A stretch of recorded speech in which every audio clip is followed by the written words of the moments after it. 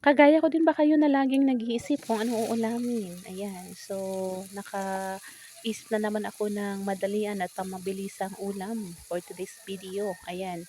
So simple lang ito dahil meron tayo ditong frozen na sisig.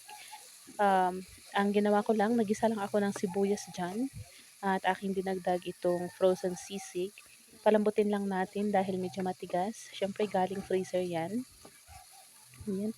At pagkatapos na palambot na hiwa-hiwalay na silang lahat dahil sila ay nagkakapot-kapot gano'n, charis.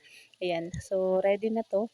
Dinagdag ko na yung naunang pinrito kong tofu, ayan, 2 slice ng tofu ito at ini-slice ko siya into cubes, ayan. So, mikos-mikos lang natin ito at, hindi na ako nagdagdag ng anumang, ah, rekado diyan o pampalasa, ang dinagdag ko lang ay soy, oh, 'di ba, pangdagdag lasa lang.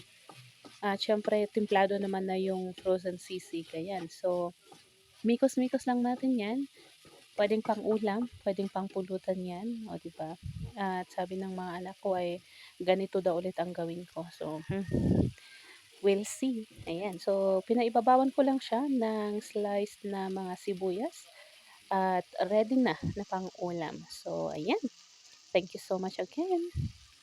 Salamat sa walang sawang pagsuporta sa aking, simpleng mga content.